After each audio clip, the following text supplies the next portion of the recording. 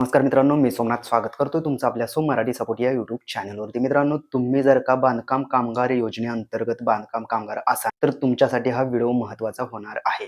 कारण बांधकाम विभागामार्फत ज्या काही कल्याणकारी योजना दिल्या जातात, शैक्षणिक योजना, आर्थिक सामाजिक योजना, आरोग्यविषयक योजना, या ज्या काही योजना राबवल्या जातात, त्या योजनेसाठी तुम्हाला किती रुपये मिळतात, त्यासोबतच त्या योजना कोणकोणत्या आहेत, हे आपण या व्हिडिओच्या माध्यमातून डीपमध्ये पाहणार आहोत. या व्हिडिओमध्ये सर्वात पहिलं ज्या काही बांधकाम कामगारांना ज्या योजना मिळतात किंवा त्यांच्या मुलांसाठी ज्या काही योजना असतात, त्या योजनांबद्दल सर्वप्रथम माहिती आपण या व्हिडिओच्या माध्यमातून घेणार आहोत. आणि येणाऱ्या व्हिडिओमध्ये या योजनेसाठी कोणकोणते डॉक्युमेंट लागतात, या योजनेमार्फत किती रुपये दिले जातात, तो फॉर्म कसा भरायचा, याच्या रिलेटेड येणाऱ्या व्हिडिओमध्ये डीपमध्ये माहिती पाहणार आहोत.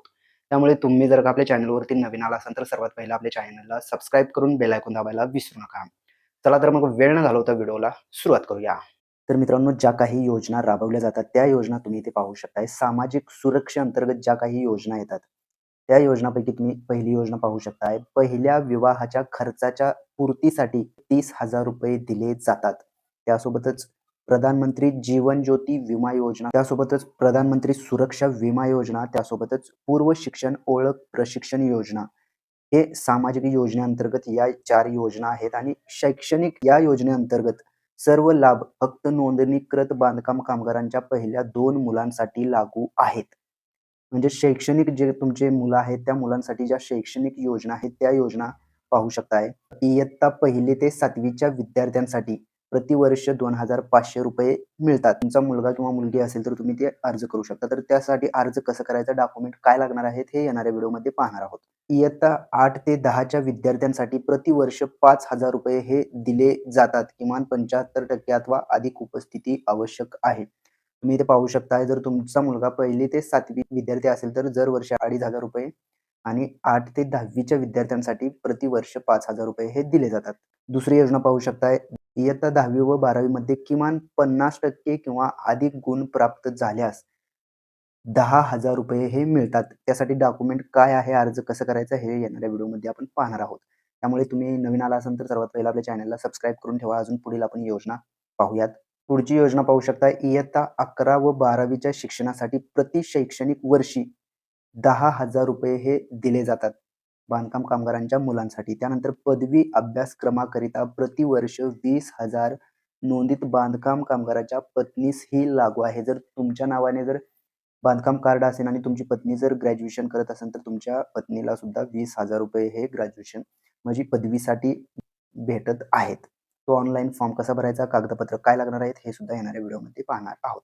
नेक्स्ट योजना पाहू शकताय. वैद्यकीय पदवीकरिता प्रतिवर्ष ₹1,00,000 दिले जातात. त्यानंतर अभियांत्रिकी पदवीकरिता प्रतिवर्ष ₹60,000 हे दिले जातात. कुणाला दिले जातात? नोंदित कामगारांच्या पत्नीसही लागू आहे, मगाशी आपण सांगितल्याप्रमाणे.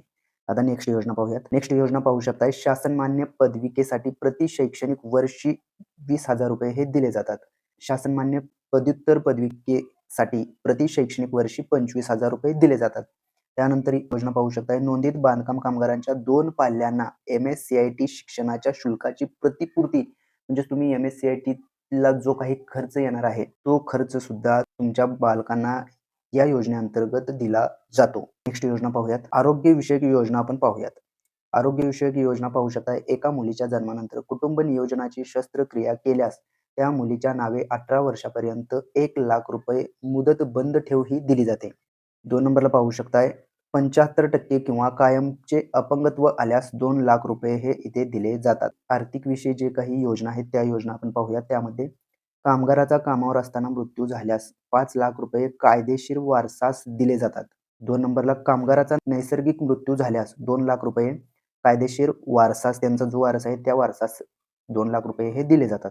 त्यानंतर अटल बांधकाम कामगार आवास योजना, शहरी अर्थसहाय्य, शहरी भागातून असेल तर इथे ₹2,00,000 अर्थसहाय्य दिलं जातं. आणि अटल बांधकाम कामगार आवास योजना ग्रामीण भागातून असाल तर इथे सुद्धा अर्थसहाय्य ₹2,00,000 हे दिले जातात.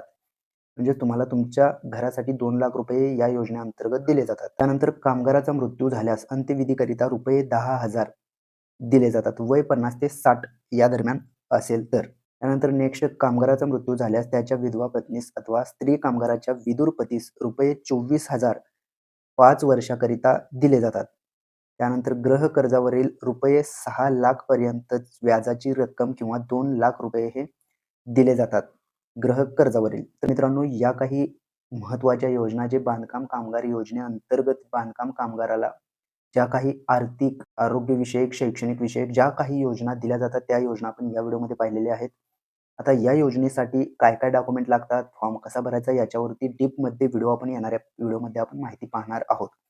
त्यामुळे तुम्ही जर का आपल्या चॅनलवरती नवीन आला असाल तर सर्वात पहिलं आपल्या चॅनलला सबस्क्राईब करून बेल आयकॉन दाबायला विसरू नका. चला तर मग भेटूयात पुढील व्हिडिओमध्ये. धन्यवाद मित्रांनो.